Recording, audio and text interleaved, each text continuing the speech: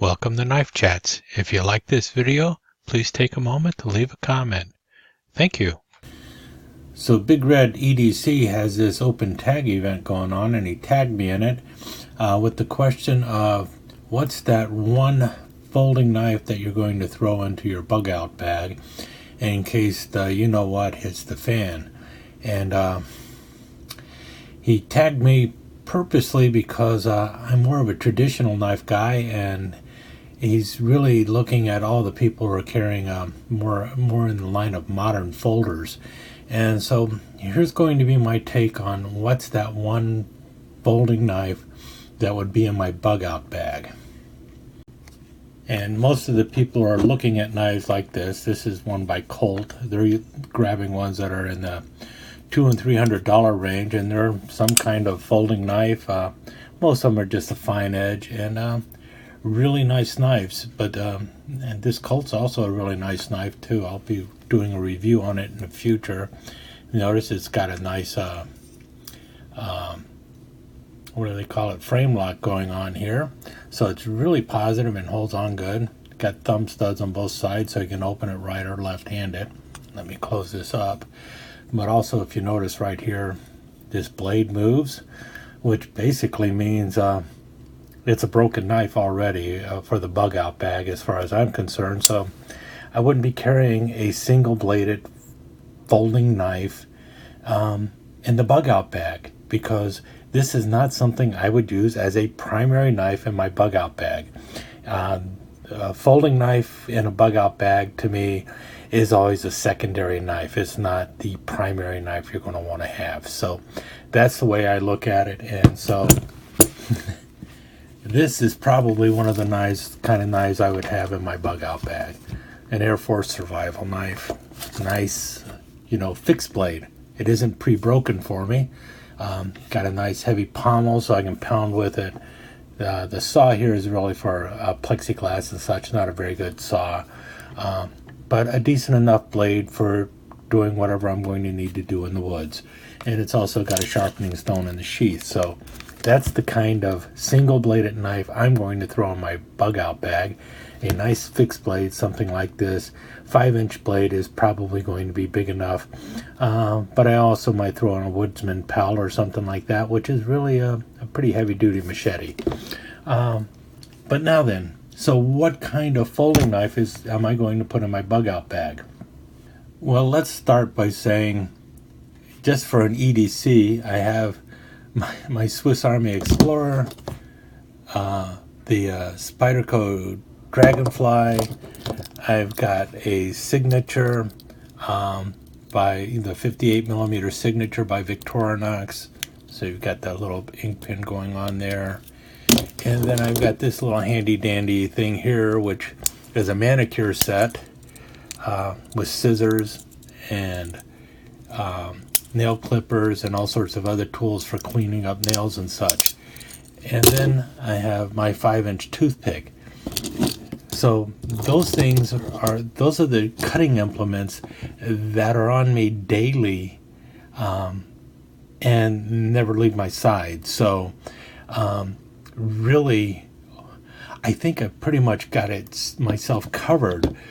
But for something that I would throw in the bug out bag, I would still be trying to carry these with me anyway. I would want to have these with me. That's why they're my EDC. That's my everyday carry stuff. I figure I need this stuff daily, so why would I get rid of that and just rely on one knife? But for one knife in the bug out bag, this is the one I'm going to go with, and it's the one I normally go with for my camping needs and everything. And I have already done a video on this knife before, and that is the Victorinox Outrider.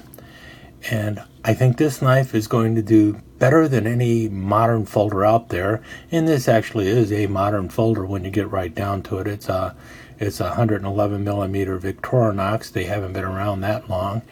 And the reason I would choose this one for my bug out bag is because of the various tools that come with it, including the nice locking main blade, nice spear point main blade.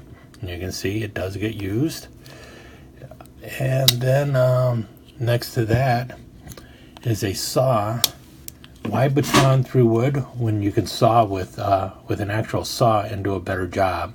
And I have cut through 4-inch branches and everything else with this. So just because the saw is not as large as the branch doesn't mean you can't cut something down with it.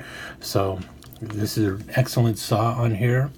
And then also I have with this knife a pair of scissors in case I need scissors. And usually you will need scissors for cutting something. And then other tools that may not seem as important, such as your corkscrew and small screwdriver, and then your cap lifter and flathead screwdriver.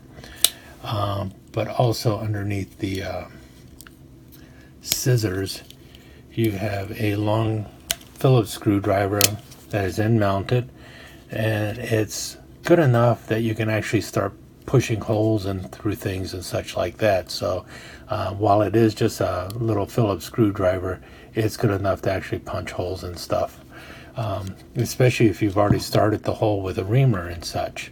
So yeah, this would be the knife that I would throw in my bug out bag. And also something to consider with this knife is if it's good enough for the Malaysian Army and several other armies, why wouldn't it be good enough for my bug out bag? So there you go. This is the one folding knife that I would throw in my bug out bag. But at the same time, I think I would be nuts to leave my EDCs behind. That's why I carry these, because I feel I need these all the time, so I keep them with me all the time. It's usually a hunting knife or something like this that I have along with a folding knife, such as the Victorinox 111mm Outrider for my folding knife. Folding knife secondary, fixed blade primary. That's my take on this video. It might not be the answer that people look at, but if I was stuck and this was the only knife I have a feeling that the knife is not going to let me down. It's probably other things in my life that are going to let me down before this knife does. There you go. Oh, and one more thing. One of the reasons I choose this knife is the same reason I always end up choosing the M16 when people say, which knife would you choose in a life or death situation, the AK-47 or the M16? And the crowd falls in two directions on that all the time, and I choose the M16 every time, and people say, why? And my answer is, because I've used an M16 a whole lot more, and I know its capabilities. I know how to take it apart. I know how to clean it and everything else. I'm not as familiar with an AK. I've used an AK maybe 3 or 4 times in my entire life.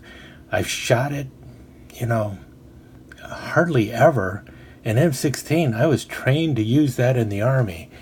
The Outrider, like I said, I use it all the time when I go camping and such, so I know what this knife can do.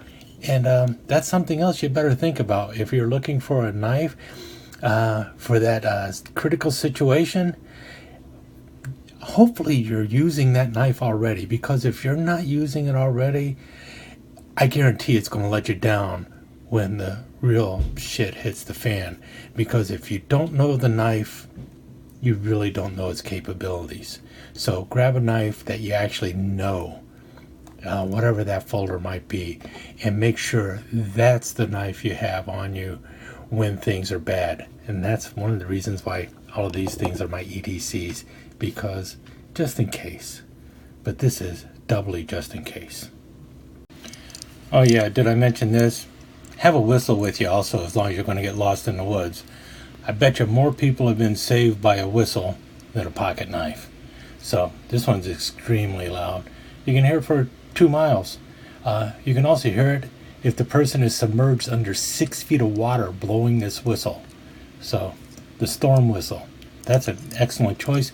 $7, can't go wrong, and it's light as a feather. So if you're talking about something that you're going to need when the shit hits the fan, make sure you got a whistle also. Bye-bye.